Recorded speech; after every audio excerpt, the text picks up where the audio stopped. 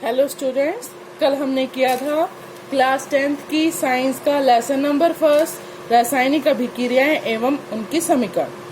तो हमने कल के लेसन में, कल के पार्ट में क्या क्या कवर किया था। रासायनिक अभिक्रियाएं क्या होती हैं, रासायनिक अभिक्रियाओं की परिवर्तन के क्या क्या निशान होते हैं, और उसके बाद हमने किया था कि उनकी समीकरण क्या होती है, उनकी समीकरण को संतुलित कैसे किया जाता है।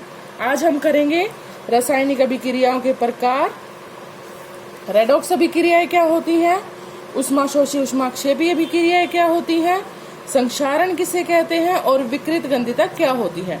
इन सब को हम एग्जाम्पल्स के साथ कवर करेंगे, उनके डेफिनेशंस के साथ कवर करेंगे, जो आपके लिए बहुत ही ज्यादा इम्पोर्टेंट है। तो अब सबसे पहले देखो रासायनिक अभिक्रियाओं के प्रकार। रासायनिक अभिक्रियाओं के 4 प्रकार होते हैं।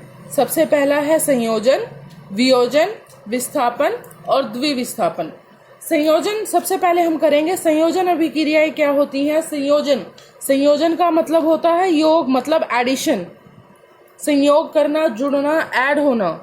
उसी के अकॉर्डिंग जैसा इसका नाम है वैसा ही इसका काम है। इसके अंदर आपके पास 2 केमिकल्स जुड़कर एक थर्ड प्रोडक्ट को बनाते हैं, मतलब 2 चीजें जुड़कर एक तीसरी चीज को बनाते हैं। फॉर एग्जाम्पल यहाँ पर हमारे पास हाइड्रोजन जुड़ा था और ऑक्सीजन जुड़ा था। हाइड्रोजन और ऑक्सीजन जुड़ के क्या बना रहा था आपका, वाटर। तो अब देखो यहाँ पर 2 चीजें ऐड हो रही हैं, लेकिन थर्ड चीज क्या बन रही है आपकी, एक ही चीज बन रही है। उसके बाद ये देखिए CaO मतलब बिना बुझा हुआ चूना प्लस जल, क्या बनता है आपका, बुझा हुआ चूना। इसमें भी आपके पास 2 चीजें हैं जो जुड़ के क्या बना रही हैं, तीसरी चीज बना रही हैं। तो इसी के अंदर अगर आपको इसकी परिभाषा लिखनी आ जाए तो आप कैसे लिखोगे, जब 2 या 2 से अधिक अभिकारक मिलकर सिर्फ एकल उत्पाद को उत्पन्न करते हैं तब हम उसे क्या कहते हैं, तब उस अभिक्रिया को क्या कहते हैं, संयोजन अभिक्रिया। उसके साथ आपको एग्जाम्पल देने आ जाए तो सबसे कॉमन एग्जाम्पल जो आपको हमेशा से ही याद रहता है और हमेशा ही याद रहना चाहिए, वाटर का। आप इस एग्जाम्पल को बहुत अच्छे से यूज कर सकते हैं। उसके बाद है वियोजन अभिक्रिया। वियोजन अभिक्रिया का मतलब है वियोग, वियोग का मतलब है घटना या फिर अलग अलग होना, ठीक है। इसके अंदर क्या किया जाता है, एक अभिकारक से 2 या 2 से अधिक उत्पाद बनाए जाते हैं। इसमें एक अभिकारक से 2 या 2 से उत्पाद बनाए जाते हैं, मतलब किसी भी चीज को शक्ति द्वारा तोड़ने पर जब 2 या 2 से अधिक उत्पाद बनते हैं तब उस अभिक्रिया को हम क्या कहते हैं, वियोजन अभिक्रिया। फॉर एग्जाम्पल CaCO3 बनता क्या है आपका, CaO प्लस CO2। नेक्स्ट है आपका विस्थापन। विस्थापन मतलब डिस्प्लेसमेंट एक अपनी जगह को छोड़कर दूसरी जगह पर आ जाना, ठीक है। फॉर एग्जाम्पल अब इसमें देखिए, जैसे आपके पास 2 अभिकारक हैं A और BC। अब इसमें A क्या करेगा, अपनी जगह को छोड़कर B की जगह पर आ जाएगा और क्या बना देगा, AB प्लस C, ठीक है। इसके अंदर ये किस तरीके से होता है, इसके अंदर आप इसका एग्जाम्पल देखते हैं। सबसे पहले Fe प्लस CuSO4 बनाएगा क्या, FeSO4 प्लस Cu। जो ज्यादा अभिक्रियाशील धातु या फिर तत्व होता है वो कम अभिक्रियाशील तत्वों को विस्थापित कर देती है, मतलब उसकी जगह को बदल देती है। क्या बताया, जो ज्यादा अभिक्रियाशील तत्व होता है वो कम अभिक्रियाशील तत्व की जगह को बदल देती है। उस अभिक्रिया को आप क्या कहोगे, विस्थापन अभिक्रिया, ठीक है। अब जैसे इसमें देखिए Zn प्लस CuSO4 आपका जब उत्पाद बना, प्रोडक्ट बना, तो उसमें क्या बना, Zn Cu से ज्यादा स्ट्रांग है, तो Zn ने क्या किया, Cu को उसकी जगह से हटाकर खुद को रिप्लेस कर लिया या फिर डिस्प्लेस कर लिया। इसके लिए हम इसको क्या कहेंगे, डिस्प्लेसमेंट रिएक्शन। अब उसके बाद देखिए द्विविस्थापन अभिक्रिया। द्विविस्थापन अभिक्रिया में 2 बार विस्थापन होता है, यहाँ पर सिर्फ 1 बार ही विस्थापन हुआ था। भाई A ने क्या किया था, B को हटा के, A ने क्या किया था, C को हटा के उसकी जगह ले ली थी। बट इसमें क्या होगा, इसमें आपस में ही एक दूसरे के साथ क्या कर लेंगे, जगह बदल लेंगे। ठीक है, मतलब आपके पास मान लो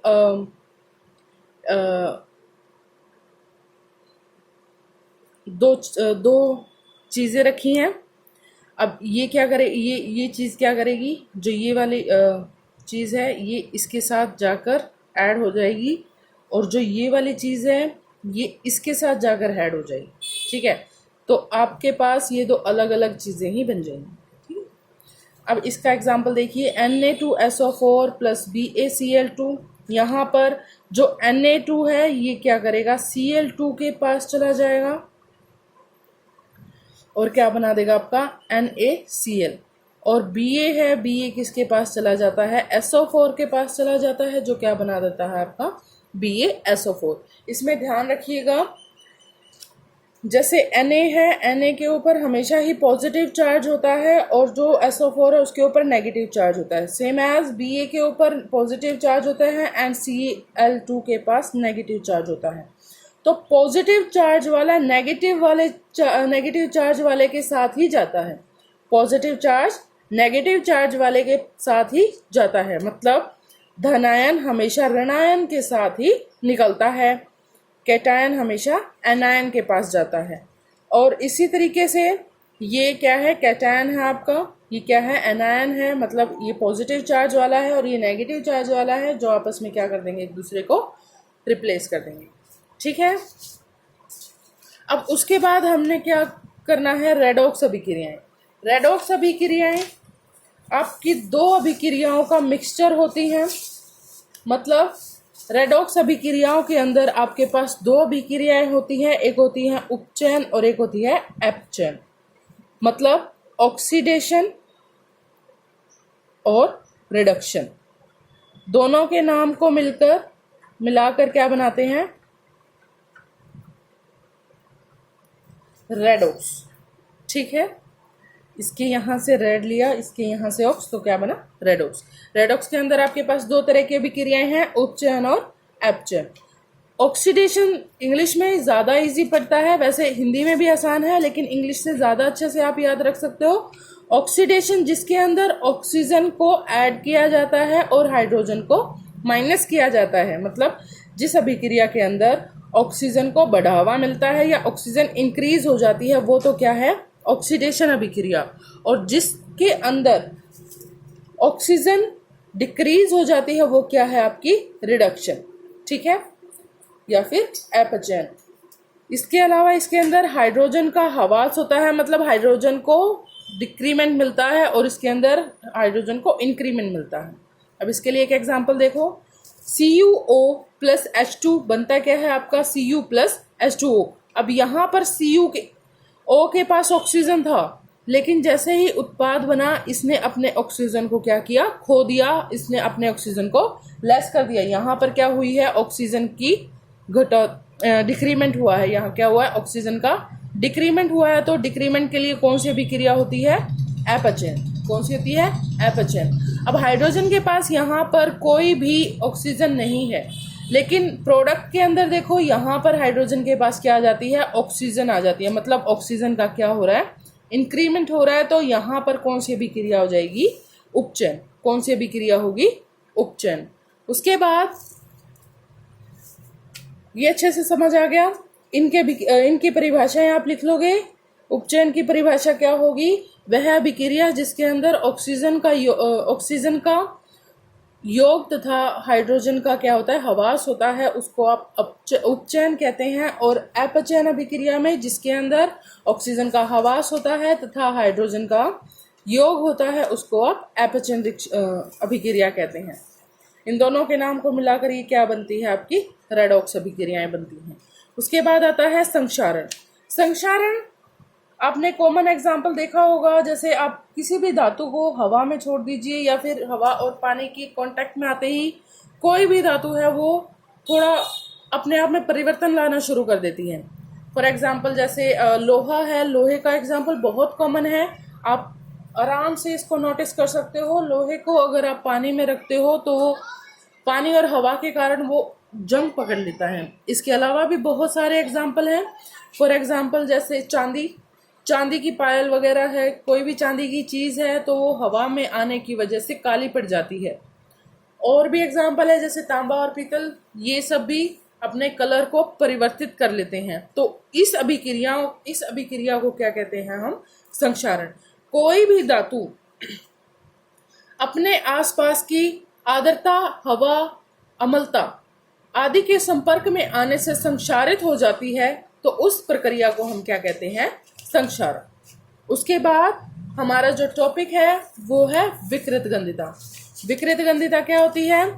आप चिप्स खाते हैं, नमकीन वगैरह भी खाते हैं, कुरकुरे वगैरह खाते हैं, तो उसके अंदर आप नोटिस कीजिए कि खुले हुए पैकेट को अगर आप 1 या 2 दिन के लिए रख देते हो, तो उसके अंदर आपको स्मेल भी और उनका स्वाद दोनों ही परिवर्तित हुए नजर आते हैं। मतलब अगर आप किसी भी चिप्स वगैरह के पैकेट को खुला छोड़ देते हैं, हवा के कांटेक्ट में रख देते हैं, तो उसमें क्या होता है? उसका स्वाद और उसकी गंध दोनों ही बदल जाती हैं।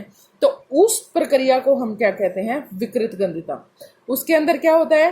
तेल तथा वसायुक्त भोजन पदार्थों का उपचयन होना। मतलब उपचयन क्या था? ऑक्सीजन का बढ़ना। अब चिप्स वगैरह के पैकेट को आपने खोला तो उसके अंदर ऑक्सीजन ऐड हो गई। ऑक्सीजन के ऐड होते ही उसने क्या करना शुरू कर दिया? उसका उपचयन करना शुरू कर दिया, जिसकी वजह से उसके अंदर आने वाली स्मेल और स्वाद दोनों को परिवर्तित कर दिया गया। ठीक है।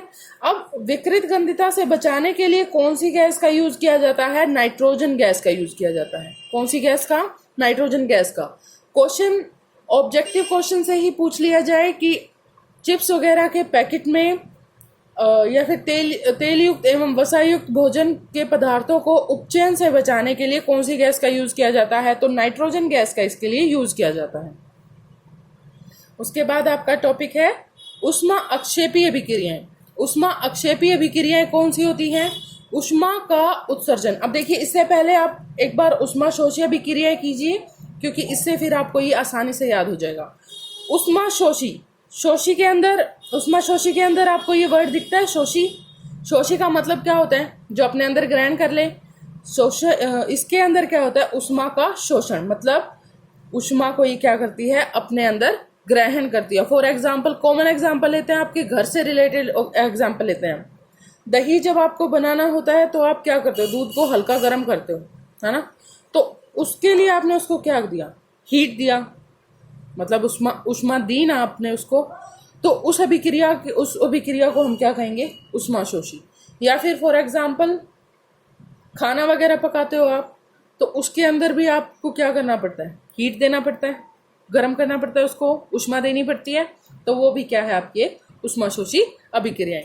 लेकिन ये आप एग्जाम में नहीं लिख सकते। एग्जाम में आपको एक केमिकल प्रोसेस की ही उदाहरण देनी पड़ेगी। इसके अंदर जैसे देखिए Fe2O3, हमने इसको एल्यूमिनियम के साथ रिएक्ट करवाया, लेकिन हमें यहाँ पर इस जेल का मतलब होता है ऊष्मा। इस जेल का क्या मतलब होता है? ऊष्मा। ऊष्मा देनी पड़ी, जिससे क्या बना? 2Fe + Al2O3 की रिएक्शन। अब जैसा काम ये करती है, बिल्कुल उससे उल्टा काम ये करती है। इसने तो क्या किया था? अपने अंदर ऊष्मा को शोषित किया था, ग्रहण किया था, लेकिन यह क्या करती है?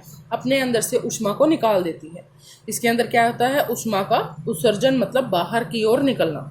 आप एग्जाम्पल लेते हो, चूना या फिर सफ़ेदी घर पे जो की जाती है, उसको अगर पानी में डालते हो तो आप चेक करना कि वो पानी बिल्कुल उबलने लगता है, पानी बहुत ही ज़्यादा गर्म हो जाता है। तो उसके अंदर क्या हुआ? चूने ने, जो कैल्शियम ऑक्साइड है, उसने क्या किया है? पानी के साथ रिएक्शन करके ऊष्मा को बाहर निकाला है। फॉर एग्जाम्पल जैसे कार्बन है, कार्बन को हमने सॉलिड फॉर्म में लिया है, ऑक्सीजन है गैसियस फॉर्म में है, दोनों मिलकर क्या बनाती है? CO2, जो कि कैसी फॉर्म में होती है? गैस की फॉर्म में होती है। अब कार्बन और ऑक्सीजन जब मिलते हैं तो कार्बन डाइऑक्साइड बनाते हैं, लेकिन साथ में क्या करते हैं? ऊष्मा को भी उत्पन्न करते हैं, मतलब ऊष्मा को भी बनाते हैं, जहां से ऊष्मा क्या करती है? बाहर की ओर निकलती है। तो ये कैसी अभिक्रिया है? आपकी ऊष्मा अक्षेपीय अभिक्रिया है। उम्मीद है आपको ये सब समझ आया होगा। ये आपके एग्ज़ाम के लिए बहुत ज़्यादा इम्पोर्टेंट है। अगर इनमें से किसी की भी आपके पास परिभाषा आती है तो जो ये कॉमन एग्जाम्पल मैंने हर एक के पास लिखे हैं, उन कॉमन एग्जाम्पल्स को आप याद कीजिए।